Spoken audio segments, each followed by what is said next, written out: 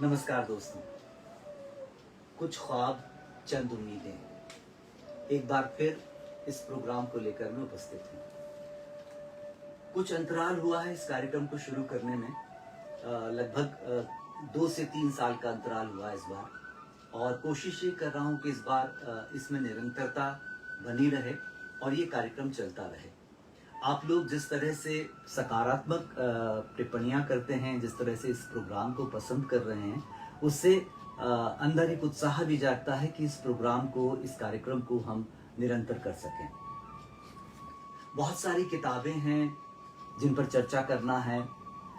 चूंकि किताबों के आने का क्रम तो रुकता नहीं है, हम पुस्तक चर्चा के इस कार्यक्रम को, कुछ ख्वाब चंद उम्मीदें को रोक देते हैं, लेकिन उससे ऐसा तो नहीं होता है कि किताबों के आने का क्रम रुक जाए। किताबों के आने का क्रम रुक जाएगा तो शायद जिंदगी का क्रम रुक जाएगा। शायद हम सब के अंदर वो धड़कनें थम जाएंगी जो इन किताबों के कारण जिंदा हैं। आज एक और किताब के साथ उपस्थित हूँ, और जैसा मैंने पहले वीडियो में बताया था कि बहुत सारी किताबें हैं इस बीच जिन पर मुझे चर्चा करना है। कोशिश ये कर रहा हूँ कि अब इस वर्ष, जो वर्ष 2024 में जो किताबें आ रही हैं, उन्हीं पर चर्चा करूँ, क्योंकि ये पुस्तक के बारे में संक्षिप्त सी जानकारी देने का मेरा एक कार्यक्रम है, ताकि आपको मैं नई किताबों से परिचित करा सकूं और बता सकूं कि इन दिनों कौन सी ऐसी किताबें हैं जो चर्चा में हैं, और अपनी तरफ से कह सकूं कि इन किताबों को आपको पढ़ना चाहिए। हालांकि मेरा ऐसा मानना है कि सबकी पसंद अलग अलग होती है।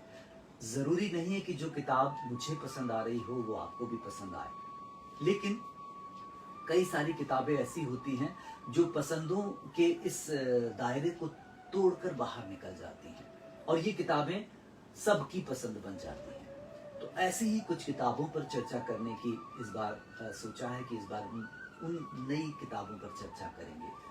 जैसा आप सबको पता है कि नई दिल्ली विश्व पुस्तक मेला फरवरी में लगा, और उसमें कई सारी किताबें सामने आई।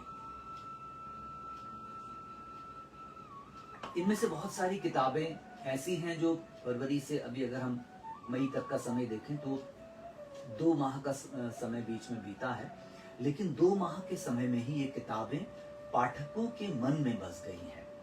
तो ऐसी किताबों पर चर्चा करना और इन किताबों के बारे में ये जानना कि आखिर इन किताबों में ऐसा क्या है कि ये किताबें इतनी जल्दी, इतने कम समय में पाठकों के दिल में उतर चुकी हैं। तो आज कुछ ख्वाब चंद उम्मीदें में हम एक और किताब पर चर्चा करेंगे। असल में कोई किताब जब आप उसको पढ़ते हैं, तब जब वो किताब आपको कुछ ऐसे घटनाक्रमों से होकर गुजारती है जो घटनाक्रम आपको बहुत अपने से लगते हैं, तब वो किताब भी आपको बहुत अपनी सी लगने लग जाती है। आज जिस किताब पर मैं चर्चा कर रहा हूँ, वो किताब इस मायने में विशिष्ट है कि वो एक कवि का गद्य है, और निश्चित तौर पर जब एक कवि अपने गद्य को लेकर सामने आता है तो वो गद्य बहुत विशिष्ट होता है। इस तरह की एक किताब मैंने बरसों पहले तो नहीं कह सकते, 10-12 साल पहले या शायद उससे कम समय पहले मैंने पढ़ी थी। वो भी एक कवि का गद्य था, और वो हमारे समय के एक बहुत बड़े कवि राजेश जोशी जी का संस्मरण था, किस्सा कोताह। और वो संस्मरण भोपाल और मेरे शहर सीहोर से होकर गुजरता था, क्योंकि राजेश जोशी जी का जो कॉलेज एजुकेशन यही सीहोर मेरे शहर में हुआ। तो उस गद्य को पढ़ते समय मुझे उस ताकत का एहसास हुआ था कि जब कवि संस्मरण में जाता है तो वो एक बहुत शक्तिशाली भाषा के साथ जाता है, और वो ऐसी बांधने वाली भाषा को लेकर जाता है कि जिस भाषा से पाठक मोह पाश में बंधकर उस संस्मरण के साथ गुजरता हुआ चला जाता है। राजेश जोशी जी का संस्मरण बरसों पहले मैंने पढ़ा था, लेकिन एक किताब को पढ़ते हुए मुझे अचानक उस किताब की याद हो गई। ये किताब है हमारे समय के एक बड़े महत्वपूर्ण कवि, युवा कवि हैं यतीश कुमार, और ये उनका संस्मरण है बोरसी भर आँच। टैगलाइन है अतीत का सैरबीन। तो ये बोरसी भर आँच अभी नई दिल्ली विश्व पुस्तक मेले में राधा कृष्ण प्रकाशन से प्रकाशित होकर आया। राधा कृष्ण प्रकाशन जो राजकमल प्रकाशन का ही एक संस्थान है, वहां से ये प्रकाशित होकर आया है। बोरसी भर आँच, बहुत सुंदर सा कवर है इसका। अतीत में झांकती हुई आंखें, जो इसका टैगलाइन है, अतीत का सैरबीन। उसी तरह से अतीत में झांकती हुई आंखें हैं जो कुछ दृश्यों को याद कर रही हैं, जो याद कर रही हैं कुछ घटनाओं को, कुछ व्यक्तियों को, और उनके बहाने वो पाठकों को एक उस समय की यात्रा करवा रही हैं जो समय लगभग 25-30 या 40 साल पहले बीत चुका है।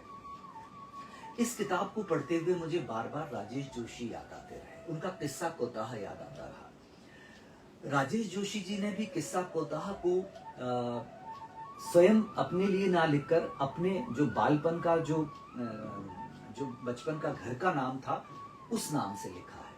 और इस किताब को पढ़ते हुए मैंने देखा कि यतीश कुमार ने भी इसमें अपने बचपन के नाम चीकू से उसको लिखा है, कई सारे अध्यायों को। तब मुझे लगा कि एक कवि के पास लिखने की एक विशेष शैली होती है, एक विशेष भाषा होती है, और वो कवि जब संस्मरण लेकर आता, संस्मरण लिखना मुझे ऐसा लगता है कि संस्मरण लिखना सबसे कठिन काम होता है, क्योंकि संस्मरण लिखते समय आपके पास में एक पूरी तरह से निर्धारित कहानी नहीं होती है। कहानी लिखते समय तो आपके पास तय होता है कि आप इस कहानी को यहाँ से आरंभ करेंगे और यहाँ ले जाकर अंत कर देंगे, लेकिन संस्मरण लिखते समय आपके पास में ना तो आरंभ का पता होता है, ना अंत का पता होता है। आपको कहानियां बीच में छोड़नी होती हैं। कुछ कहानियों का अंत नहीं होता, कुछ कहानियों का आरंभ नहीं होता, लेकिन वो आपके संस्मरण होते हैं, वो आपकी स्मृतियों में बसे हुए चित्र होते हैं जो बार बार आपको याद दिलाते हैं कि आपको इस तरह का संस्मरण लिखना है। इस किताब को पढ़ते हुए जो एक दूसरी बात जो मुझे इस किताब से जुड़ती है वो ये है कि मेरा बचपन भी एक अस्पताल के परिसर में गुजरा है। मेरे पिताजी डॉक्टर हैं और एक बहुत छोटे से कस्बे जो लगभग गांव जैसा कस्बा था, वहाँ उस चिकित्सालय के मैं डॉक्टर के रूप में पदस्थ थे, और पूरा कैंपस था जहाँ बहुत सारे क्वार्टर्स बने हुए थे और बहुत सारे लोग रहते थे, और एक छोटा सा सरकारी अस्पताल था। तो मैं बहुत सारी चीजों को रिलेट कर पाया।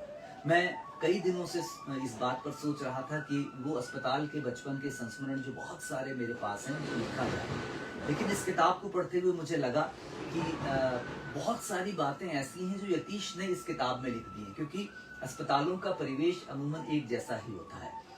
तो मुझे बहुत सारी बातों को अब अपना संस्मरण लिखते समय छोड़ना पड़ेगा, क्योंकि मेरी उम्र भी लगभग वही थी जो यतीश की इस संस्मरण को लिखते समय है।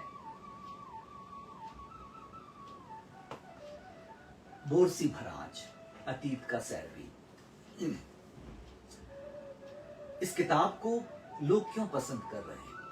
मेरे लिए भी जिज्ञासा थी इस किताब को पढ़ना शुरू करने से पहले कि ऐसा क्या है। संस्मरण बहुत आते हैं, हम देखते हैं कि हर साल जो किताबें आती है उसमें बहुत सारे संस्मरण आते हैं, लेकिन उनमें से कुछ ही संस्मरण ऐसे होते हैं जो कि पाठकों के बीच अपनी जगह बना पाते हैं। तो फिर इस किताब में ऐसा क्या है कि ये किताब पाठकों को इतनी जल्दी, इतनी कम समय में इतनी पसंद आ गई? न केवल पाठकों को बल्कि बड़े बड़े लेखकों ने, हमारे समय के कई महत्वपूर्ण लेखकों ने इसके ऊपर टिप्पणी की है। तो जाहिर सी बात है कि कुछ ना कुछ तो इसमें विशिष्ट होगा। जब इस किताब से होकर मैं गुजर रहा था, जब इस किताब को मैं पढ़ रहा था, तो एक बात मुझे इस किताब में जो सबसे महत्वपूर्ण लगी, और वो बात है लेखक की ईमानदारी।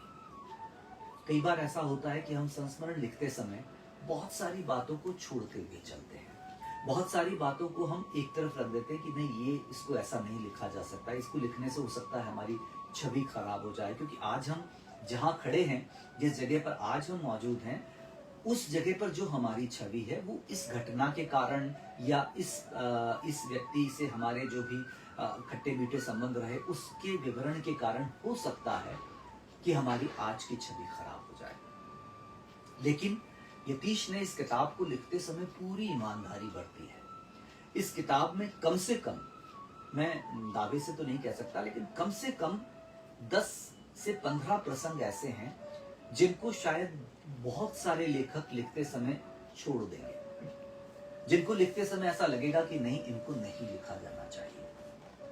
मैं अगर खुद की भी बात करूं, जिस अस्पताल का मेरे पास में बहुत सारा कच्चा माल है जिसको मैं संस्मरण में ढालना चाहता हूं, जब उसको लिखने बैठूंगा तो शायद उसमें से बहुत सारी घटनाएं, बहुत सारे व्यक्ति ऐसे होंगे जिनको मुझे छोड़ना होगा या मैं छोड़ना चाहूंगा। लेकिन इस बोरसी भर आज को पढ़ने के बाद मैं उनमें से शायद अब बहुत सारी घटनाओं को ले लूं, क्योंकि यतीश मुझसे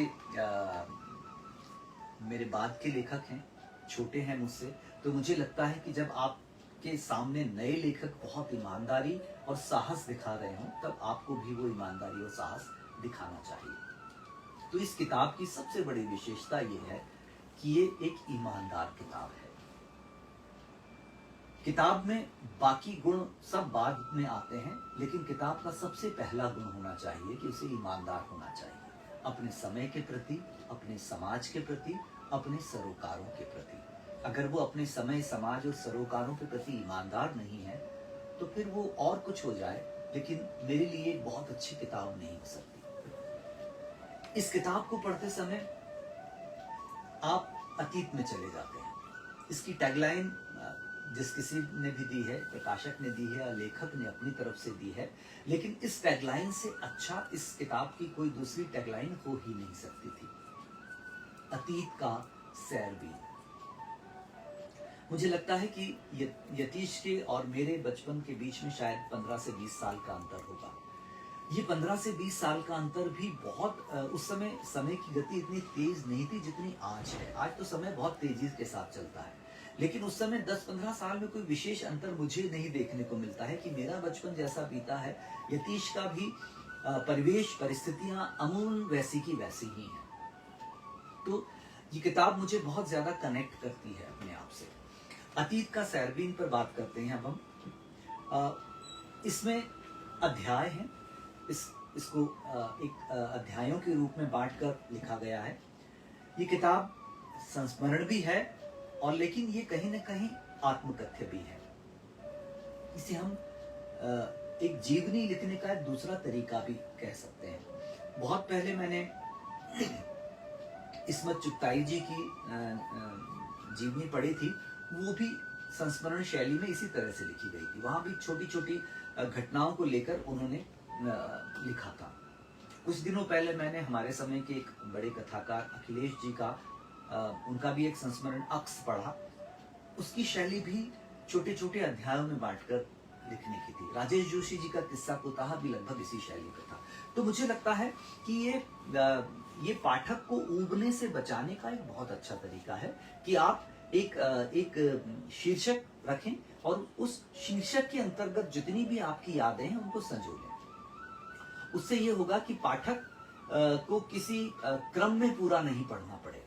पाठक एक अध्याय को पढ़ रहा है, उस अध्याय से संबंधित उसको सारी जानकारियां मिलेंगी और उस अध्याय के खत्म होते से उसको दूसरे अध्याय पर जाना है। छोटे छोटे से अध्याय हैं इस किताब में जो मैंने इसमें देखे। भूमिका है, फिर उसके बाद में अस्पताल तक जाती नदी और भागता बचपन, दिदिया, बैरन डाकिया और भी हैं, लेकिन इसके शीर्षकों पर मुझे लगता है जैसे बैरन डाकिया है। बैरन डाकिया अध्याय वही अध्याय है जिसके बारे में मैं पहले भी बता रहा था कि इस तरह की संस्मरणों को शायद कोई भी लिखते समय छोड़ देगा कि नहीं, इसको नहीं लिखना चाहिए, पर यतीश ने पूरे साहस के साथ लिखा है। बात करते हैं इस किताब की। ये किताब एक पूरा बचपन का वृत्तांत है, बचपन के बीतने का पूरा वृत्तांत है। वो बचपन जिस बचपन में सब कुछ ठीक नहीं था, जिस बचपन में सब कुछ सही नहीं था, जिस बचपन में बहुत सारी परेशानियां थी, जिस बचपन में न केवल घर के अंदर परेशानियां थी बल्कि घर के बाहर भी बहुत ज्यादा परेशानियां थी। पिता जा चुके थे, पिता की जगह दूसरे पिता आ चुके थे और वो पिता भी जो स्थानापन्न पिता थे वो भी वैसे नहीं थे जैसे होना चाहिए, और कुछ समय के बाद वो भी चले जाते हैं। तो ये बचपन का जो सूनापन है, ये सूनापन स्थायी भाव की तरह बना रह जाता है। अभी 2 दिन पहले हमने मदर्स डे मनाया, और मदर्स डे को लेकर हम सब ने फेसबुक पर जाने कितनी पोस्ट लगाई, बहुत सारी पोस्ट लगाई। माँ को इतना प्यार करते हैं, माँ को इतना प्यार करते हैं। बहुत पहले लगभग 15 से 20 साल पहले मेरे एक बुजुर्ग मित्र हुआ करते थे। उन्होंने इस मदर्स डे के समय मुझसे कहा था कि पंकज, माँ को लेकर मदर्स डे पर बहुत ज़्यादा ये सब उत्साहित होने की ज़रूरत नहीं है। तुम्हें बस ये पता होना चाहिए कि तुम्हारी माँ अब उम्र के जिस पड़ाव पर हैं, वहाँ उन्हें कौन कौन सी बीमारियाँ हैं और उनका क्या क्या इलाज चल रहा है, किस किस डॉक्टर के पास चल रहा है, और उनकी दवाएं कौन कौन सी हैं, किस किस समय देनी है, और वो दवाएं कब खत्म होने वाली हैं, उससे पहले हमको उनके पास दवा पहुंचानी है। बस ये मदर्स डे पर अगर आप कुछ कर सकते हो तो ये साल भर करते रहो, आपको मदर्स डे मनाने की जरूरत नहीं पड़ेगी। मुझे लगता है कि वो बात किसी दूसरे संदर्भ में उन्होंने कही थी, लेकिन वो बात मुझे आज तक याद है। ये किताब बोरसी भर आँच असल में माँ की कहानी है। इस किताब को यतीश कुमार के बचपन के लिए नहीं पढ़ना चाहिए, इसको पढ़ना चाहिए एक माँ के संघर्ष को जानने के लिए, कि अकेली माँ जब अपने बच्चों को पालती है तो उसके लिए दुनिया कितनी कठिन, कितनी जटिल हो जाती है। उसके सामने कितनी परेशानियां और कितनी चिंताएं खड़ी होती हैं। बिना माँ का नाम लिए पूरी कहानी यतीश कुमार ने कह दी है। ये कवि कर सकता है, ये कवि ही कर सकता है कि इस किताब को पढ़ते समय हम यतीश कुमार से ज्यादा यतीश कुमार की माँ के साथ खड़े होते हैं। उनकी आंखों से हम उस समय की दुनिया को देख रहे होते हैं, जो दुनिया बहुत कठिन थी, जो दुनिया इतनी मुश्किलें पैदा कर रही थी एक के बाद एक सामने, और उस संघर्ष के समय में 3 बच्चों को पालना, जिसमें एक बेटी भी है, जवान होती हुई बेटी, और उस जवान होती हुई बेटी को बचाना दुनिया से, एक समय तक पहले खुद को बचाना, फिर उसके बाद जो बेटी बड़ी हो गई उसको बचाना। अकेली स्त्री के लिए दुनिया बहुत कठिन होती है, ये इस कहानी का एक वाक्य का सार है। जबकि वो स्त्री अपने पैरों पर खड़ी है, वो अस्पताल में स्टाफ नर्स है, अच्छे पद पर है, उसके बावजूद उसकी दुनिया उतनी ही कठिन बनी हुई है। तो ये किताब माँ के प्रति मुझे लगता है कि एक भावनात्मक आदरांजलि है यतीश कुमार की। ये यतीश कुमार की कहानी, इसको हम कह ही नहीं सकते, ये माँ की कहानी है। इस पूरी कहानी में, हर एक अध्याय में किसी अंतरधारा की तरह माँ बहती रहती है। इस किताब का जो दूसरा महत्वपूर्ण बिंदु है, वो है इस किताब की भाषा। ये किताब आपको बांधती है। मैंने पहले ही कहा कि ये कवि की भाषा है। कवि के पास में सबसे सुंदर भाषा होती है। इस किताब को पढ़ते समय हम उस भाषा के प्रभाव में बंधते चले जाते हैं। और यतीश कुमार ने वहाँ देशज शब्दों के प्रयोग से भी कहीं कोई कोताही नहीं बरती है। उन्होंने देशज शब्दों का प्रयोग भी उतने अच्छे से किया है। जैसे हमारे यहाँ सिंघाड़ा कहा जाता है, वहाँ पानी फल कहा जाता है। तो वो बहुत अच्छे से पूरा विवरण लेते हुए चलते हैं अपनी भाषा के द्वारा। इस किताब को कुछ अध्यायों में से होकर जब हम गुजरते हैं तो हमें ऐसा लगता है कि अभावों से होकर गुजरता हुआ बचपन हमेशा हमें कहीं न कहीं पहुंचाता है। इस किताब में ही शायद कहीं लिखा है कि आपके सामने जितनी चुनौतियां आएंगी, उतने आप अंदर से मजबूत होकर सामने आएंगे। वो छोटी छोटी घटनाएं हैं, जिन घटनाओं के द्वारा यतीश कुमार अपने बचपन को धीरे धीरे खोल रहे हैं। लेकिन एक किसी कंपाउंडर के साथ की घटना है और एक डाकिये की घटना है। वो दोनों घटनाएं हमारे समय की क्रूरता बताती हैं और वो बताती हैं कि हम सब अंदर से कितने क्रूर हैं। लेकिन उन दोनों कहानियों को यतीश कुमार ने इसमें जगह दी है। जो मैंने सबसे पहले कहा था कि इस किताब की सबसे बड़ी विशेषता है कि ये एक ईमानदार किताब है। तो ईमानदार किताब होने का प्रमाण वो दो घटनाएं हैं जो इसमें शामिल की गई हैं। हम सब उन घटनाओं से परहेज कर जाते हैं। एक छोटा बच्चा, एक छोटा लड़का जो अभी बचपन में ही है और उसके साथ क्रूरता की कोशिश, वो सचमुच हम सबको अंदर तक थर्रा देती है। हम देखने लग जाते हैं अपने आसपास उन लोगों को जो हमारे आसपास किसी तरह से हिंस्र पशु बन के घूम रहे हैं। वो दोनों घटनाएं इसकी ईमानदारी का सबसे बड़ा प्रमाण है।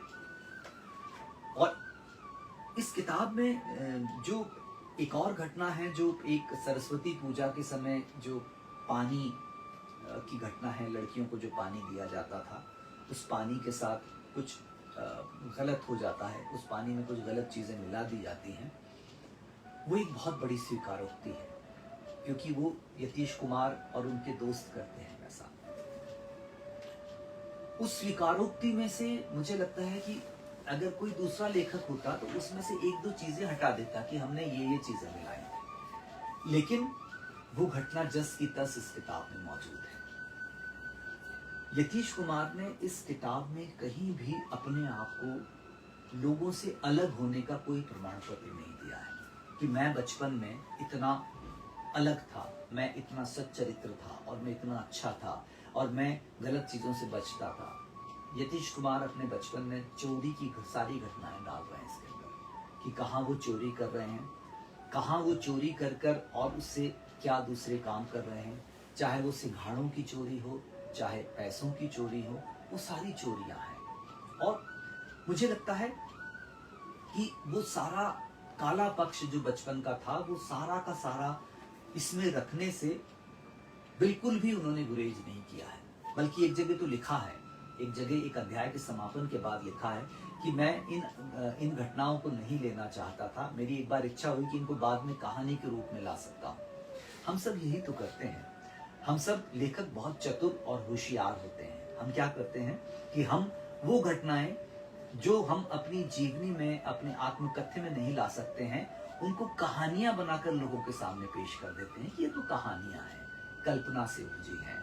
लेकिन वो दरअसल में तो हम सब का ही कोई ना कोई अनुभव होता है। उस तरह की चतुराई या चालाकी यतीश कुमार ने इस किताब में बिल्कुल नहीं बरती है। इस किताब में जातिवाद का दंश भी है, जो यतीश कुमार के बचपन में भोगा है, जो यतीश कुमार के बचपन ने उस समय भोगा है जब यतीश कुमार के जो दूसरे पिता हैं वो एक विधायक का इलाज करने जाते हैं और यतीश कुमार को घर में नहीं घुसने दिया जाता है। कहा जाता है इसको बाहर खड़ा रखा जाए। यतीश कुमार ने गरीबी का जो दंश झेला है वो भी यहाँ है। बड़ी अम्मा के रूप में जब वो बड़ी अम्मा यतीश कुमार से कहती हैं कि साबुन से नहा लो, तुम्हें तो साबुन की आदत नहीं होगी। मुझे लगता है कि ये वाक्य यतीश कुमार इतने बरसों बाद भी याद रख पाए कि साबुन से नहा लो, तुम्हें साबुन की आदत नहीं होगी। कितना कितना कड़वा लगा होगा ये वाक्य उस समय जब ये बोला गया था, जिस समय इस वाक्य को सबसे पहली बार सुना था। या वो जातिवाद का दंश जिसमें घर के बाहर खड़ा कर दिया जाता है। ये सब चीजें, ये सब बातें इस कहानी को बहुत बड़ा बना देती हैं, इस आत्मकथ्य को, इस संस्मरण को बहुत बड़ा बना देती हैं। इस किताब से होकर गुजरते हुए हमें बहुत सारे पात्र मिलते हैं। इसमें दिदिया हैं, जिज्जी हैं, जो इसमें बड़ा भाई है। मैंने पहले ही बताया, माँ तो इसकी प्रधान पात्र हैं ही। इसमें बाद में जीवन में आए हुए दूसरे पिता हैं। इसमें डाकिया है, इसमें बड़ी अम्मा है, इसमें ननिहाल है पूरा का पूरा। और वो सारे पात्र बहुत बहुत जीवित पात्र हैं। बहुत बहुत जीवित पात्र इसलिए हैं क्योंकि वो सारे पात्र यथारूप में यतीश कुमार ने वहां बना दिए। जैसे बड़ी अम्मा का पात्र है, बड़ी अम्मा का पात्र जो बार बार यतीश कुमार को अपमानित करता है, जो सबसे बड़ी नानी है, नानी की जेठानी, वो बार बार प्रताड़ित करती हैं क्योंकि यतीश कुमार एक आर्थिक रूप से कमजोर परिवार में है। वो बार बार प्रताड़ित करती हैं, लेकिन उसके बावजूद भी यतीश कुमार का प्रेम उनके साथ इसमें दिखाई देता है। ये एक बचपन या बालपन में जो कुछ आपके साथ हुआ, जो आपके साथ घटनाक्रम हुआ, उसका केवल एक वृत्तांत भर नहीं है, ये हमारे समाज का एक आईना है। ये बताता है कि हम वैसे नहीं है जैसे हम कहानियों में और किस्सों में दिखाई देते हैं। जिंदगी वैसी नहीं है जैसी किताबों में मिलती है। हमारे समाज में, हमारे देश में जिंदगी कुछ दूसरे तरह की होती है। यहाँ जिंदगी के कई तरीके होते हैं, कई तरह की जिंदगी होती है। अमीर जिंदगियां अलग होती हैं, मध्यम वर्गीय जिंदगियां अलग होती हैं, और निम्न वर्गीय जिंदगियां अलग होती हैं। और हम सब लगभग वैसे ही होते हैं। निम्न वर्ग से जो भी आता है वो उन सब दंशों को झेलता हुआ आता है। निम्न वर्ग वाला व्यक्ति जो आर्थिक रूप से निम्न वर्ग में है, अगर वो जातिवाद का भी दंश झेल रहा है तो उसकी जिंदगी में दोहरा दंश आ जाता है। फिर पिता भी नहीं होना, फिर घर में जवान बहन का होना, ये सब इतनी बड़ी बड़ी परेशानियां हैं, जो परेशानियां एक छोटे से बच्चे के जीवन में भरी हुई है। आप कल्पना करें एक छोटे से बच्चे की, जो कि जिंदगी, जिसने थोड़ा सा होश संभालते ही जिंदगी जिसके सामने लगातार चुनौतियां रख रही है। कुछ इस किताब से मैं भाषा जरूर आपको बताना चाहता हूं।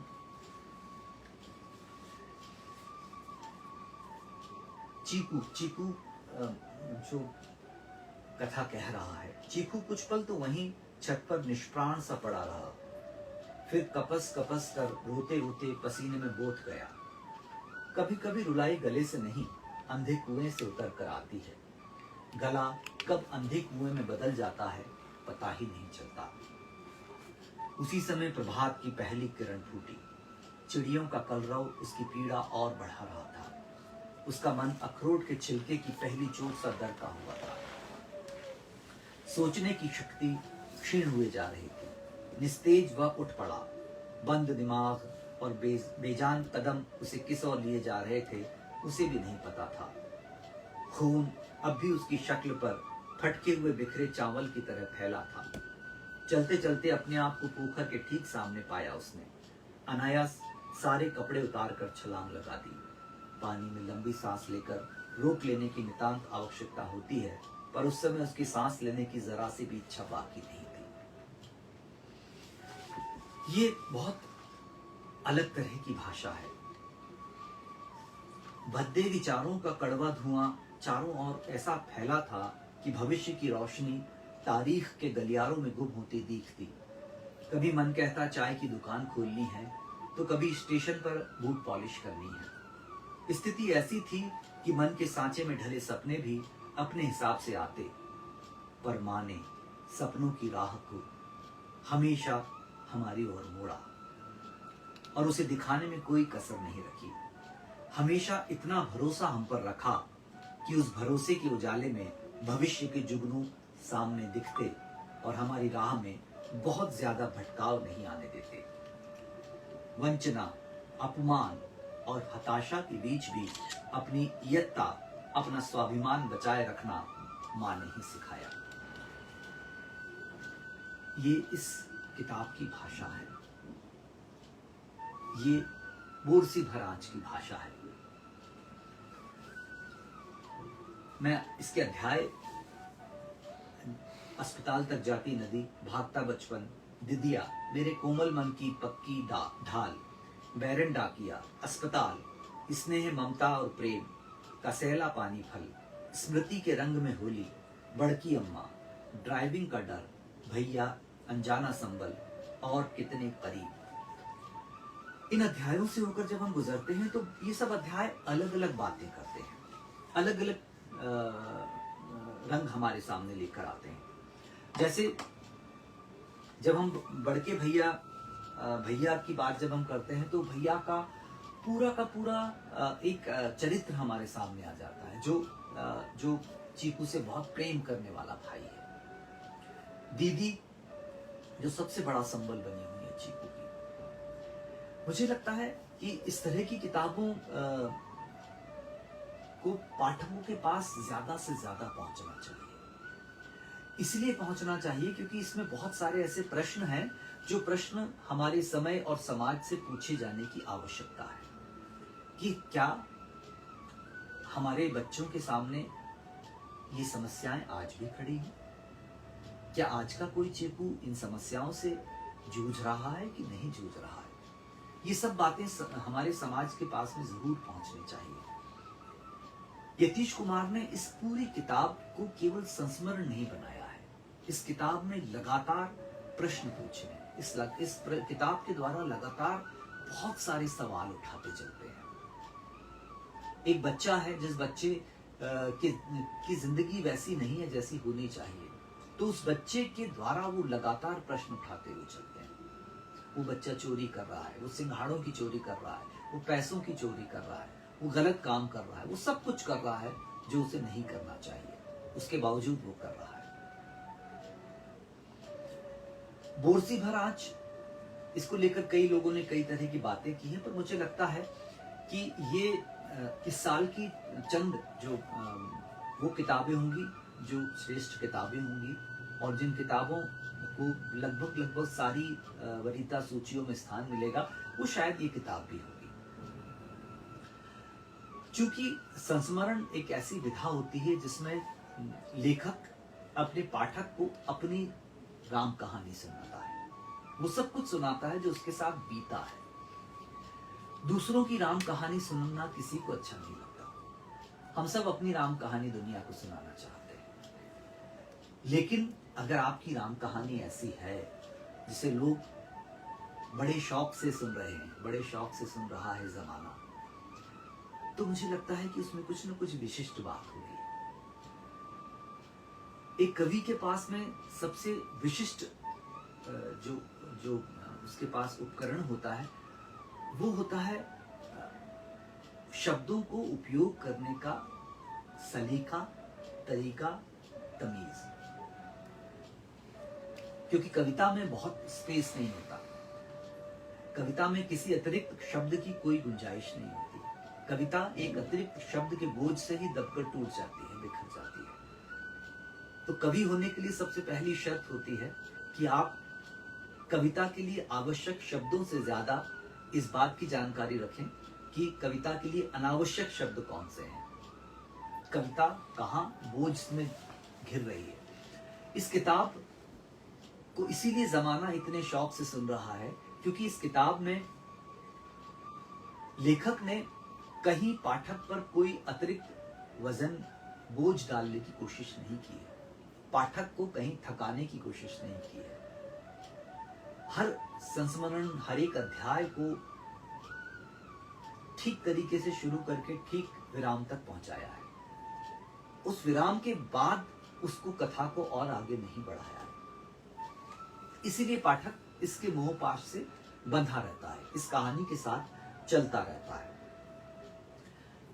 किताबें बहुत आती हैं, किताबें साल भर हम देखते हैं कि बहुत सारी किताबें आती हैं, लेकिन मुझे मेरी पढ़ी हुई किताबों में से ये इस वर्ष की जो बेहतरीन किताबें मैंने पढ़ी हैं, अभी तक जो पढ़ी हैं, अभी आने वाले का तो कुछ नहीं कह सकता मैं, लेकिन अभी तक पढ़ी हुई अगर मुझसे कोई भी श्रेष्ठ 10 किताबें सारी विधाओं की चयन करने को कहेगा तो शायद ये किताब अभी तक पढ़ी हुई किताबों में टॉप 3 में अपनी जगह जरूर बनाएगी। क्योंकि इस किताब के बहाने से बरसों बाद संस्मरण का एक ये तरीका भी मैंने देखा है कि संस्मरण ऐसे भी लिखे जाते हैं, संस्मरणों को ऐसे भी कहा जाता है कि पाठक को अपनी ही कहानी लगे। जैसा मैंने बताया कि ये राधा कृष्ण प्रकाशन से प्रकाशित होकर इसी वर्ष सामने आई है। ये इसका मूल्य है 350 रुपए और इसके 200 पृष्ठों की ये किताब है। 200 पृष्ठ एक आज की तारीख में हम देखते हैं कि ठीक ठाक संख्या होती है पृष्ठों की। 200 पृष्ठों की किताब अमूमन पाठक उसको पढ़ना पसंद करता है। इसमें भूमिका भी है और अखिलेश जी ने भी लिखा है, यतीश ने अपनी बारे में भी लिखा है, इस किताब के बारे में। मैंने भूमिका और अखिलेश जी की भूमिका पर इसलिए नहीं चर्चा की क्योंकि मुझे याद पड़ता है कि लगभग 8-9 साल पहले दिल्ली के किसी कार्यक्रम में मैं बैठा था और मेरे बाजू में एक बड़े आलोचक जो अब नहीं है वो बैठे हुए थे। तो कोई मंच से कोई व्यक्ति किसी किताब पर चर्चा करते हुए किताब की भूमिका में क्या लिखा है वो बता रहा था। तो मेरे पास बैठे हुए आलोचक ने मेरा कंधा ठोकते हुए कहा कि इस आदमी ने किताब नहीं पढ़ी है, ये केवल भूमिका पढ़कर आया है और इसीलिए ये केवल भूमिका पर चर्चा कर रहा है। अभी देखना ही आगे एकाध कहानी की चर्चा करेगा, उसको भूमिका से जोड़ेगा और फिर वापस भूमिका पर आ जाएगा। और सचमुच वैसा ही हुआ कि उस व्यक्ति ने एकाध कहानी की चर्चा की और उसके बाद वापस भूमिका पर आकर और फिर भूमिका के साथ समाप्त कर दिया। तो मैं अमूमन तब से मैंने एक बात गांठ बांध ली कि मैं कभी किसी किताब पर बोलना होता है तो मैं भूमिका पर चर्चा नहीं करता, क्योंकि मुझे लगता है कि इससे कहीं ना कहीं ये संदेश जाएगा कि मैंने केवल भूमिका पढ़ी है। मैंने इस किताब को पूरा पढ़ा है, बल्कि 2 बार पढ़ा है इस किताब को, क्योंकि इस किताब कई बार ऐसा होता है कि किसी किताब को पहले आप एक पाठक के तौर पर पढ़ते हैं, फिर एक विद्यार्थी के रूप में पढ़ते हैं। क्योंकि अभी तक संस्मरणों की यात्रा संस्मरण की मेरी किताब तो आ गई, लेकिन जीवन संस्मरणों की कोई किताब नहीं आई है जो मुझे लिखना भी है। तो इस तरह की किताबें एक शिक्षक का काम करती हैं आपके लिए। हर लेखक पूरे जीवन विद्यार्थी बना रहता है और किताबें पूरे जीवन भर उसकी शिक्षक बनी रहती हैं। तो मैंने एक विद्यार्थी की हैसियत से इसे पढ़ा और ये जानने की कोशिश की कि जब मैं संस्मरण लिखूंगा तो इसमें से क्या क्या और सीख सकता हूँ। ये किताब उस स्तर की किताब है जो आपको सिखा सकती है, जो आपको पढ़ा सकती है। यतीश कुमार को मैं अभी तक कवि के रूप में जानता था, लेकिन ये बिल्कुल एक नया उनका रूप मेरे सामने आया है, जिस रूप से मैं चमत्कृत हूँ और जिस रूप को अब मैं पसंद करने लगा हूँ। मुझे लगता है कि ये एक पड़ाव तक का संस्मरण है, इसके बाद तक का पड़ाव, उस पड़ाव से उसके अगले पड़ाव तक का संस्मरण शायद और रोचक होगा, जो यतीश कुमार के बनने की कहानी होगा, जो शायद भाग 2 हो सकता है इसका। उस कहानी को जानने की इच्छा इसको पढ़ने के बाद पाठक के मन में बहुत ज्यादा हो जाएगी कि जहां ये बचपन समाप्त होता है, वहां से लेकर वो समय जहां एक यतीश कुमार के रूप में एक पूरा व्यक्तित्व हमारे सामने आता है, वो कहानी कैसी रही। उस कहानी को सुनने की भी हम सब की इच्छा रहेगी। तो हम उस कहानी का इंतजार करेंगे कि बोरसी महाराज का भाग 2 कब आता है और अतीत का सैरबीन हमें आगे की कहानी कब सुनाता है। फिलहाल बोरसी महाराज अतीत का सैरबीन, जो हमारे समय के युवा लेखक महत्वपूर्ण कवि यतीश कुमार का संस्मरण है, जो राजकमल प्रकाशन राधाकृष्ण प्रकाशन से प्रकाशित होकर आया है। 350 रुपए की किताब है। 350 रुपए में इस किताब को पढ़ना कोई महंगा सौदा नहीं है। आप अमेजन से, फ्लिपकार्ट से या किसी भी ऑनलाइन प्लेटफॉर्म से इस किताब को मंगा सकते हैं, पढ़ सकते हैं। और मैं इस किताब की ये सिफारिश जरूर करूंगा कि आप इस किताब को जरूर पढ़ें। ये किताब आपको थोड़ा बदल देगी। हर किताब तभी एक सफल किताब होती है जिसको पढ़ने के बाद आप थोड़ा बदल जाएं, जिसको पढ़ने के बाद आप पहले जैसे नहीं रहे, आप पहले से थोड़े बदले हुए रूप में आ जाएं। जो किताब आपको बदलती नहीं है वो किताब किसी काम की नहीं होती। ये किताब आपको बदल देगी, बहुत बदल देगी, इसलिए जरूर पढ़ें। नमस्कार।